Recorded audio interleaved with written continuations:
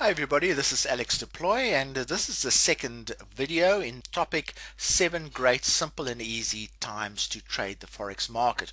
Now what we're going to do is we're going to be looking at the specific times that the market moves through, the various markets, and we'll look at what the characteristics of those markets. Right, so the market starts with the open of what we call the Tokyo market, which is basically the open of the Asian market, and the open period is roughly the first 4 hours of the Tokyo time.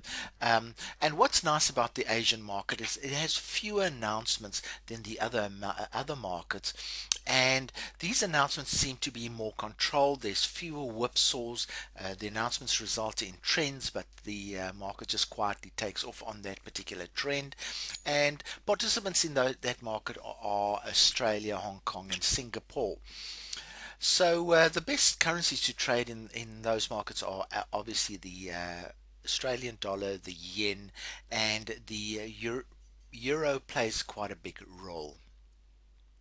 We then move on to the open of the European market, and notice not the UK market, the European market, which starts off at about 7 o'clock a.m. London time, and volumes start increasing at around about 7 a.m. London time. This is often the best opportunities to catch trends, as it is still quite early and the major players haven't entered the market at that particular point.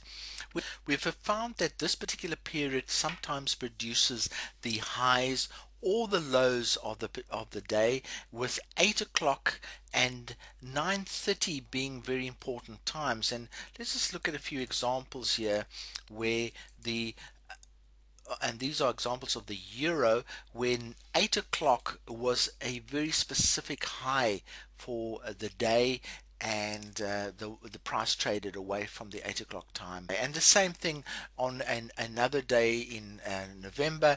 The price was in fact the lowest level that the price ever reached since the 8 o'clock time.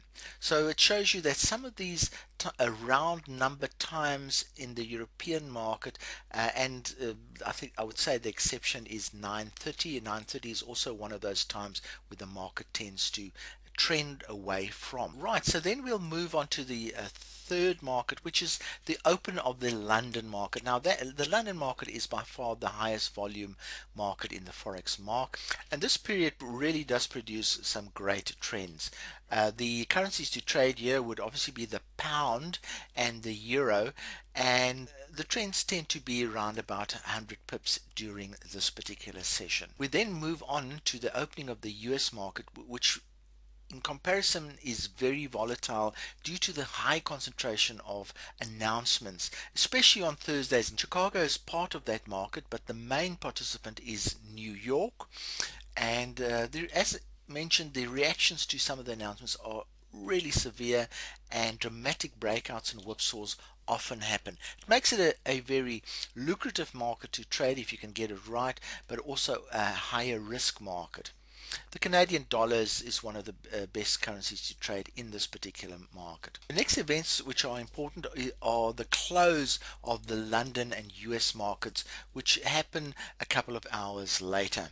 These often do spark small trends. The next times we're going to be looking at are economic announcement times. Now these could occur any time in the day, and most days have many announcements in them.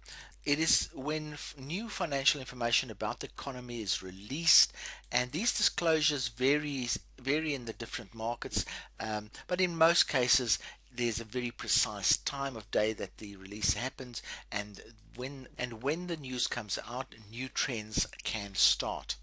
The best source of upcoming announcement is Forex Factory's economic calendar, and what I like about that calendar is that it does sort the announcements into high, low, and medium risk announcements. Announcements these days are generally regarded as high risk times, especially the high impact announcements, and often brokers will increase their spreads to discourage traders from trading around those times. This 1 minute chart shows you the impact of an announcement, and that little red line there is the start of the announcement. It shoots up 95 pips within 1 minute and then slowly drifts down to a level of 53 pips below the original announcement level.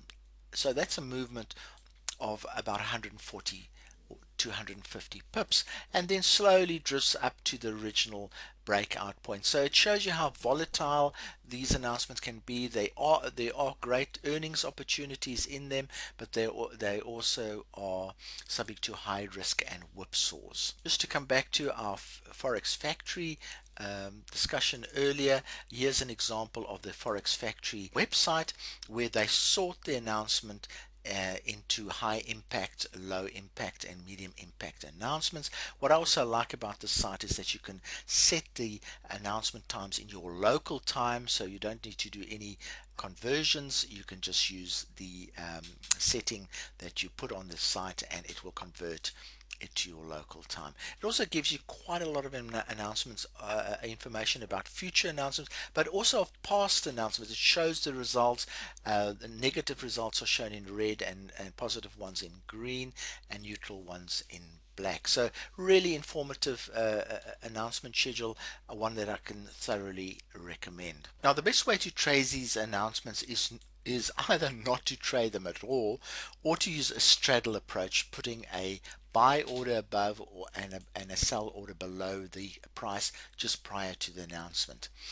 Just as mentioned before, brokers do tend to increase their spreads around about these times to discourage trading. So be aware of that and be conscious of your broker's policy regarding announcement trading. Another unusual time to trade is when there are weekend gaps. Now, a weekend gap is when the price on a Friday, when the broker closes their dealing stations, uh, differs from the Monday opening price, because there could be events that happen during the weekend that move the currency's price. So you have a Friday closing price and then a Monday opening, and the gap between that is what we call the weekend gap. Now we've done a bit of analysis work on these gaps, and we find that 80% of them close. Now what we mean by close is that the Monday price rolls back to the Friday price level during the next day. So on a Monday the price will 80% of the time roll back to at least the Friday close price.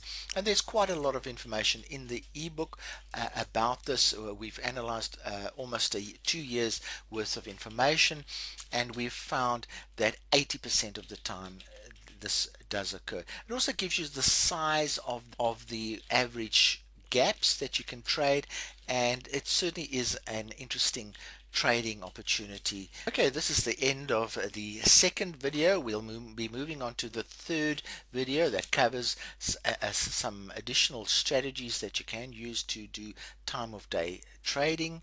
So from me, Alex Deploy, cheerio, and I'll speak to you soon.